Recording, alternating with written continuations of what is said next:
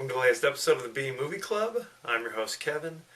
This week we'll be discussing the 1976 horror classic, The Omen, starring Gregory Peck, Lee Remick, and the list goes The Antichrist. So there you go. For those of you joining us for the first time, B Movie Club, it's like a book club. Each week I will post online what movie we'll be doing, and I will respond to your questions, comments, any thoughts or feelings you're having about the movie, please. You can go on our page on Facebook, Original B Movie Club, and like it, and you'll get all of our latest updates. You can also go onto our page on YouTube, B Movie Club, and subscribe. It's totally free. Also, you can reach me on Twitter at KD9575 for that instant response you're looking for. Don't forget, spread the word, homies. The Omen. Movie starts out, we're in Rome. What looks to be either a church or a hospital or something. Gregory Peck, his wife has just had a baby. He is an ambassador, I guess, to Rome at this point. To Italy. Not just to Rome, but to the whole country. His wife just had a baby, but there's a tragedy.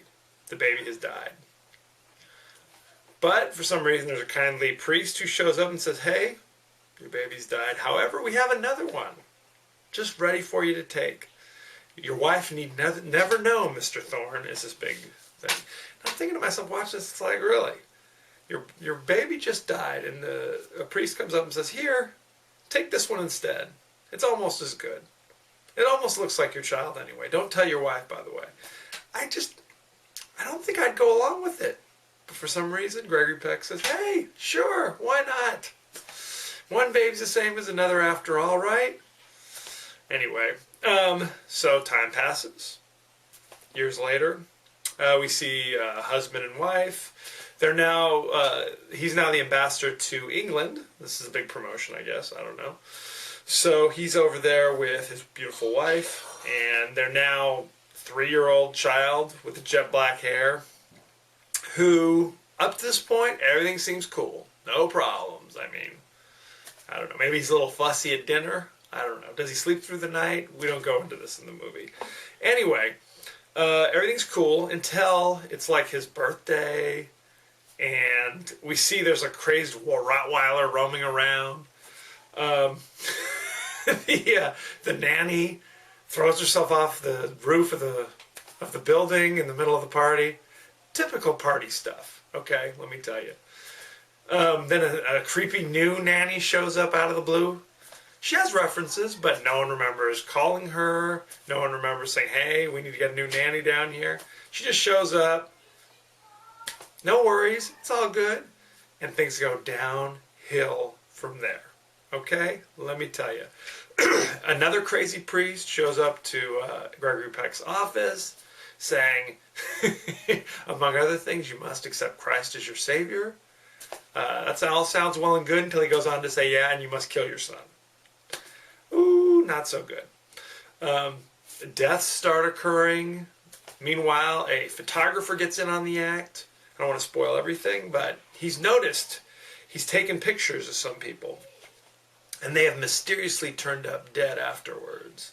And he's looked at the pictures, and the nanny threw herself off the roof and hung herself. There was a slash in the picture for some reason.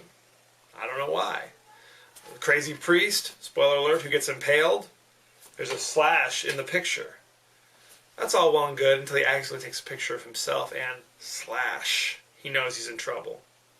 So, baboons are freaking out at the zoo when they see the crazy child, who again, even though crazy things seem to be happening around him, he doesn't seem all that peculiar. You know what I'm saying?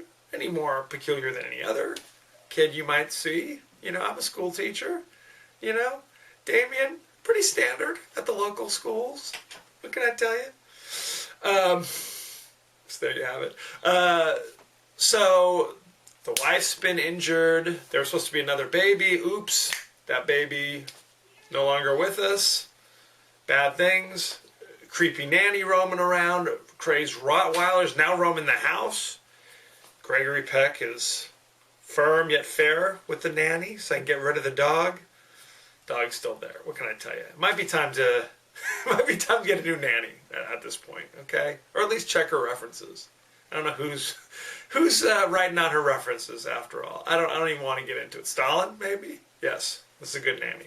Anyway, so Gregory Peck and the photographer, played by David Warner, they go back to the Holy Land, first to Rome in Italy, and then back to the Middle East to try to get to the bottom of this. I don't want to spoil everything for you, okay? There's a lot going on. There's a lot of layers to it, but you got to check it out, okay? Some things I can tell you about this movie. Gregory Peck, one of my favorite actors from back in the day. He was Atticus Finch. I often wondered how he went from Atticus Finch to I'm going to be in the Omen in 1976. I don't know. I can't explain it. But whatever the case may be. Directed by Richard Donner, who went on to do such things as The Goonies. Hey! He also did Lethal Weapon. He did many, many things that you've seen. And when they were casting the Antichrist child, Damien, all he did was they brought in these young children, and he basically just asked them to attack him. And whoever was the most vicious and crazy, that was when he cast. You know, I mean, granted, Damien is not out there giving speeches yet, you know? So, what are you going to do? This kid, he was blonde, naturally. They dyed his hair black because they thought that was more evil. Okay, so be aware. When the movie was released back in '76, see, it was released June 6th, 1976. And when people left the theater, there were people outside holding up signs. It's also 6 p.m. The Omen! The Omen! Originally, this movie was going to be called Antichrist, but wisely they decided to change the title to something else. But then they're like, well, what are we going to call it? Then they were going to call it Birthmark. I don't know what that would tell people. If you haven't seen the movie, I don't want to spoil everything. The people who are chosen by the devil, and especially the Antichrist, have a 666 tattooed, birthmarked on their body somewhere. And there's actually a poignant scene where Gregory Peck is like cutting the hair of the child to reveal the 666 tattoo under his hairline. So there you go. They eventually settled on the Omen. I don't know what the omen is in this case. If somebody steals your baby, I guess that's a bad omen. Could be, right?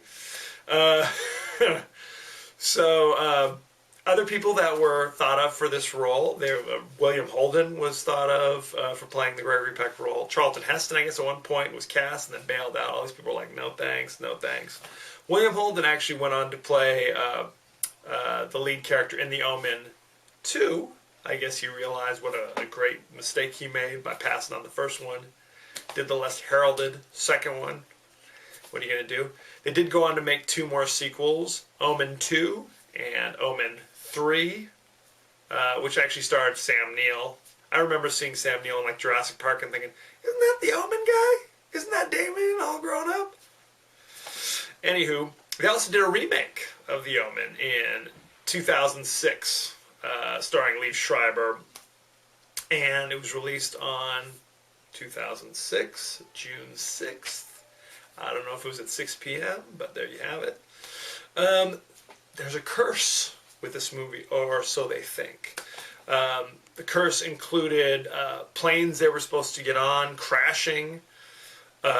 People were injured. In fact, an animal trainer at one point was actually eaten by a lion. I'm not even making this up. Some technical directors who worked on this film actually were in horrible car accidents. A guy went on to work on A Bridge Too Far after this, and his girlfriend was decapitated in a way similar to, I don't want to spoil everything, someone gets decapitated in this movie. There's, serious stuff. Lee Remick actually died very young of cancer, and Gregory Peck is also dead at this stage of the game. He was very old, so I don't know if it just took longer to hit him. Sorry, Greg. There's, like I said earlier, the decapitation in the movie. Richard Donner actually filmed this scene in such a way that he knew people would kind of cover their eyes and look away, but he wanted them to look away and then look up just in time to see the head rolling. So there you go. There aren't a whole lot of scenes like that in Goonies, let me tell you. Not too many, there's a couple. So there you good times had by all. If you have not seen it, I highly recommend checking it out. It is still on Netflix, streaming instantly. It's the bomb. I can't even lie. It is the bomb. So check it out. It has currently an 82% fresh on Rotten Tomatoes. It's very creepy, okay? I know I talked about these horrible scenes. It's really not that violent, and the special effects are kind of 1976-ish, so it's not to make you run out of the room screaming. And the acting, I was laughing about this. Like I said, Damien was not cast for his acting ability, and a lot of the expressions you see on his face were brought about the director Richard Donner speaking to the kid directly and kind of trying to elicit some like genuine emotion. In the final scene where Damien turns around and faces the camera, like you reveal he's still there. He's supposed to smile kind of evilishly at the camera, but Richard Donner didn't feel like he could pull that off. So he used reverse psychology and told him, if you smile, I won't be your friend. So if you watch the scene, he kind of starts off all kind of angry, and then slowly he breaks, because you tell a little kid not to smile, don't smile, eventually they'll smile. So it kind of gave that actual effect that they were looking for. So there you go. So check it out. Send in any questions or comments about the Omen. I'd love to hear your reactions to it. Again, if you haven't seen it, I don't know what rock you've been hiding under, but you need to dig yourself out of there and check it out. Next week, I'm going to be going back to the comedy genre. A movie I've been waiting for to come up on Netflix, streaming instantly. Up in Smoke, starring Cheech and Chong. So check it out. It is streaming instantly. As you know, I end every episode with a totally out of context quote. And here it is. Wrong? What could be wrong? What could be wrong with our child? We're beautiful people, aren't we? There we are. Thank you for joining us. Next week we'll be doing Up in Smoke, starring Cheech and Chong. Don't forget to tell your homies and spread the word. Be well.